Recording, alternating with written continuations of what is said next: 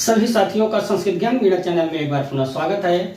आज हम आपके लिए लेकर आए हैं स्वर संधि अपवाद वार्तिक नंबर 5। और इसमें आप देखेंगे जो वार्तिक है वो ये है स्वादि रे ऋणोह। क्या वार्तिक है, कौन सा वार्तिक है? स्वादि रे ऋणोह। अब देखेंगे यहाँ पर आप, जब ये वार्तिक क्या कह रहा है, इस वार्तिक का क्या अर्थ है, ये वार्तिक क्या सिद्ध करना चाहता है। जब स्व शब्द के बाद ईर और ईरिन आदि शब्द आते हैं तो स्व के आकार और ईर एवं ईरिन आदि के इकार शब्दों के स्थान पर अय हो जाता है।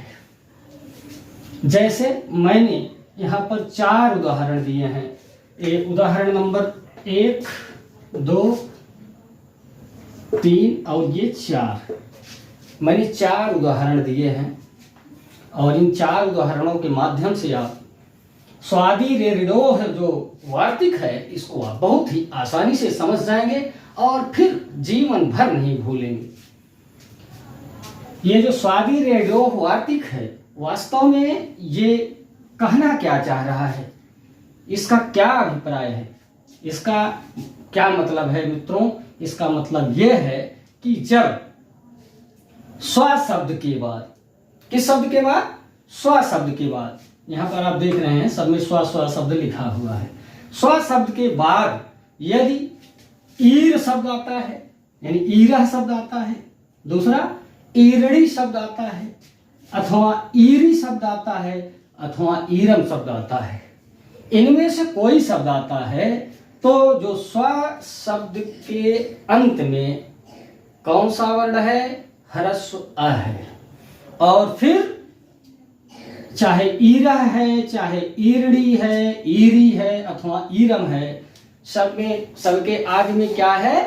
दीर्घ ई है। यानी ह्रस्व अ और दीर्घ ई का मेल यहां पर होना है। इन्हीं 2 वर्णों में संधि होनी है। और होगा क्या फिर? ये जो ह्रस्व अ है वो जब दीर्घ ई से मिलेगा तो प्रत्येक जगह पर क्या हो जाएगा मित्रों? अय हो जाएगा। जबकि वास्तव में अ और ई मिलके क्या होता है? ए हो जाना चाहिए, लेकिन यहां पर क्या हो जाता है? अय हो जाता है। इस तरह से आप सिद्धि प्रक्रिया को देखेंगे तो आसानी से आप समझ पाएंगे। यहाँ पर आप देख रहे हैं पहला उदाहरण स्व धन ईरह। फिर मैंने यहाँ पर स्व के व में जो अ था मैंने उसको अलग करते हुए लिख दिया प्लस ई रह।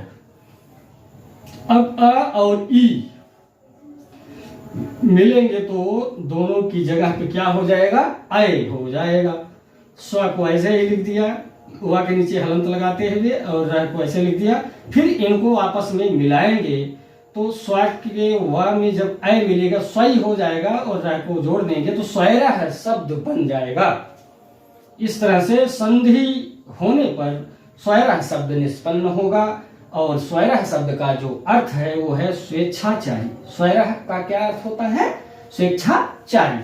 अब हम दूसरा उदाहरण देखेंगे, दूसरे उदाहरण की तरफ चलते हैं। स्वधन ईरड़ी।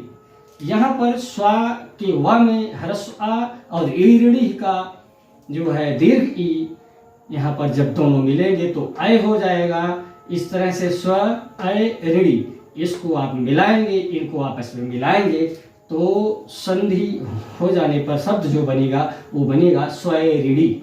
और स्वैरिणी शब्द का जो अर्थ होता है वो होता है स्वेच्छाचारिणी। फिर आप तीसरी सिद्धि देखेंगे स्वधन ईरी। यहाँ पर स्व के आ में, इसमें स्व की जो प्रक्रिया है, स्व में जो है ये सब में स्व है तो वो वही रहेगा, उसमें कोई चेंजिंग नहीं है। तो स्व के व में अ है, उसको मैंने अलग कर दिया, प्लस ईरी के आदि में दीर्घ ई और री को मैंने ऐसे लिख दिया। और फिर जो है अ और ई दोनों के स्थान पर क्या हो जाएगा? अय हो जाएगा। ये दोनों मिलकर अय हो जाएगा। स्व को ऐसे ही लिख दिया, व के नीचे हलंत लगाते हुए री को ऐसे लिख दिया। चूंकि आ और ई मिलके अय हो गए हैं, यहाँ पर कि स्व बचा और री बचा, ऐसे लिख देना है। अब इनको आपस में मिलाएंगे तो स्वै री क्या बन जाएगा? स्वैरी। और स्वैरी शब्द का जो अर्थ होता है मित्रों, स्वेच्छाचारी। अब हम चौथे सिद्धि की तरफ चलते हैं, चौथे उदाहरण की तरफ बढ़ते हैं। स्वधन ईरम, यहाँ पर स्व के व में अ था, उसको मैंने अलग लिख दिया, प्लस ईरम के ई को अलग करते हुए रा और मा को मैंने ऐसे ही लिख दिया। अब हम इन अ और ई, यहाँ पर आप जब अ और ई मिलकर क्या हो जाएंगे? अय हो जाएंगे। क्या हो जाएंगे? अय। इस तरह से जब आप स्व में अय मिलाएंगे, स्वय हो जाएगा और र म को लिख देंगे जोड़ते हुए, स्वैरम बन जाएगा। कौन सा शब्द बन जाएगा तो? स्वैरम बन जाएगा। और स्वैरम शब्द का जो अर्थ होता है स्वेच्छाचारिता होता है मित्रों। इस तरह से आज स्वर संधि अपवाद वार्तिक नंबर 5 को आपने अच्छे से जान लिया। और यहाँ पर मैंने लिखा हुआ है, इसको आप बहुत अच्छे तरीके से याद कर सकते हैं। बहुत छोटा सा वार्तिक है, ज़्यादा मेहनत आपको नहीं करनी है। आप अगर वार्तिक याद कर लेते हैं और इसको थोड़ा सा समझ लेते हैं तो बड़ी आसानी से उदाहरणों को आप जान पाएंगे। और फिर उदाहरणों को जब जान जाएंगे तो आप जीवन पर्यंत स्वादि रेणुडोह वार्तिक की सिद्धि प्रक्रिया को कभी भी नहीं भूलेंगे। पूरा वीडियो देखने के लिए आप सभी साथियों का बहुत बहुत धन्यवाद।